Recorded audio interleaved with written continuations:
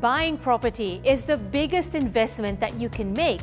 So, what do you need to know as you save for your down payment?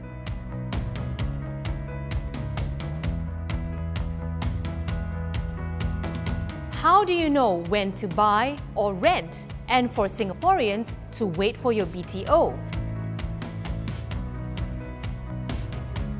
And how much is too much for renovation? I'm joined today by a panel of property and financial literacy experts who are here to talk about the things that you need to know when buying your first home. Gentlemen, thank you for joining us today. So let's start with down payments. What percentage of your salary should you set aside, and what kind of runway are we looking at in terms of duration? Perhaps we'll start with you, Vi. I think for down payment, you shouldn't set aside more than 20 to 30% of your income. This is because you want to leave space for your other expenses as well as savings for retirement and investment, right? And in terms of runway, for HDB, maybe 1 to 3 years with a combination of your CPF. For private, it will be a bit longer, maybe 5 years, maybe even longer. Okay. And what else do we need to consider when we are trying to save up for our down payments, Justin? Well, I think a lot of people also forget about the other ancillary costs when it comes to buying a house, right? When we're talking about, could be agent fees, it could also be like your legal fees. And don't forget, I think today we live in a first world privilege where a lot of us want to doll up our house very beautifully.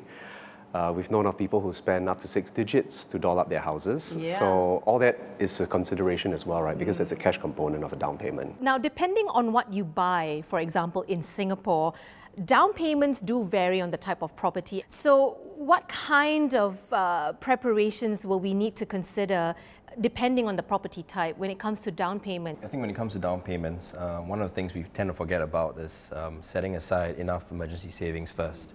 You know, for people who have salaried jobs, you might be looking at 3 to 6 months of your emergency fund. And if you're a freelancer, you should be looking at least 12 months. Once you've settled that, you know, you should maybe look at, especially if you're young, maybe look at settling some of your insurance needs first, getting a hospitalization plan and a critical illness plan because you're young. So once you've set aside these things, you know, you can then actually set that 20 or 30% of your salary every month, you know, into a fund that you will use to make your first down payment. Do you think it's more difficult these days for a young person to actually get on the property ladder given the cost of living and our salaries today and the cost of our homes today even?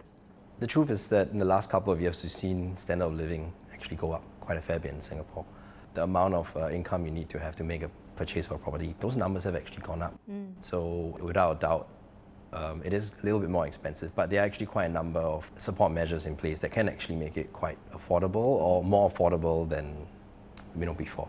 Justin, how does that then change depending on where you live? I mean, location is almost everything to all of us when it comes to buying our first home, right? So how does all of this change when it comes to the location that you choose to live? I always remind people, you're buying a home, you've got to live in it. It's not just about looking at the numbers to make it work as well, right? You can't walk home. I always joke, some people wake up and they say, oh, I'm so glad I bought this for a steal. Some people wake up and say, oh, I'm so glad I bought this because I love the space.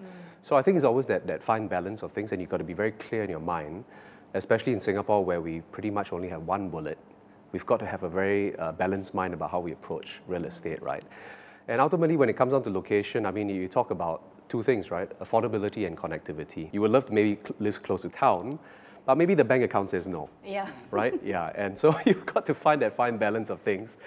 And of course, when it comes to also location, I think today, because a lot more of us have the ability to work from home, I think that has also put some changes in terms of how we look at property locations. Because if you look at before COVID, we realized people tried to live close to office, if not they live very far away.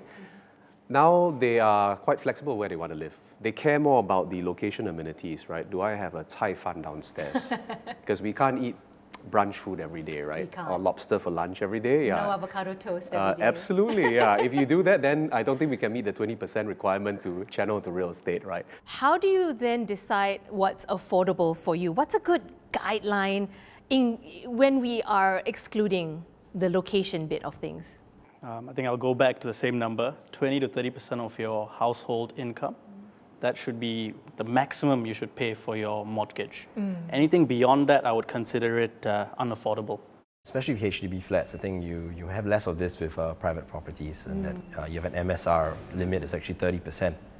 So while this limit is in place and it's great, I think if you want to err on the side of caution, or if you want to be a bit more conservative, you should be maybe looking at MSR of 25, because you should always bake in a bit of buffer just in case you're kind of falling ill or you have to quit your job. There are other expenses that come along the way. So how do you decide the financing option that works best for you? Let's start with you, Navin. The most affordable way to get a property is to maybe look at a BTO. Right? So there are some options there. When I was first looking for a flat, I think just a couple of years into my career, I think we were quite lucky to have staggered down payment, which I think you might not have for private property. These are just some of the ways where you can actually use what's available to you to pay less upfront for the house and make some down payments later, closer to the date, key collection date. Let's say if you're not talking about HDB flat, you're talking about private. There's also the monthly management costs that you have to factor in on top of your monthly mortgage servicing payments, right? And a house is, I wouldn't say it's perishable, but you definitely need to have some upkeep. Things come off the hinges, taps leak, stuff like that. So there are a lot of these costs along the way. And I think it's a good point to, to bring it down to a lower ratio, like 25%, because you sometimes need to factor in some of these unforeseen circumstances, right, in owning a house. When you're actually paying your mortgage and owning the house, there are other costs which are all borne by you, property taxes and all that as well. Whereas when you're renting out a house or renting the house, you don't need to take care of that ancillary cost also. So the other expense that we want to talk about, and that is, it's almost as if it's a second part to buying a house. It's the renovation. How much renovation cost is too much? This is so subjective, right? Some people like Carrara marble on their island tops. Some people are happy with solid surfaces, right? So I think, okay, maybe I'll come in from the real estate perspective, right, as an investor. How much do you expect in return? Usually when we do bank valuations as well on the real estate, right, we do depreciate the works over 10 years most of the time. So you don't expect to get all your full value back, right? So you have to be very realistic about it. You spend 200 grand doesn't mean you ask your next buyer who's coming in 5 years later to say, I expect 200 grand from it, right? It's very different. So I think it's a bit relative to the cost of the house. For me, my own principle is, let's say if my down payment for the house is $500,000 cash, I don't think I want to spend more than maybe a fifth on renos. Okay. I think that's being very luxurious already, to be honest. Because after all, this is cash component. That's right. And that cash component, as an investor, I would rather devote it more into acquiring larger real estate than to actually buying it into something that depreciates over, say, 10 years. Yeah. I think for a own stay house, I think 10% would be the absolute hard limit. 10% of the property value. So if you spend 500K, you shouldn't spend more than 50K, right? So Navin, you spoke about house hunting and house shopping, and you were getting into your first house. How much did you spend on renovation? The good thing is that I spend less than 10%. So within the limit. Yeah, and I think another point that people tend to forget is, we bake in the renovation costs, thinking the person that wants to buy it or the person that's most likely to buy it likes what he or she sees, right? So, I mean, the way I looked at it, I was joking with my wife, is that, what if they don't like the place and tear everything down and rebuild?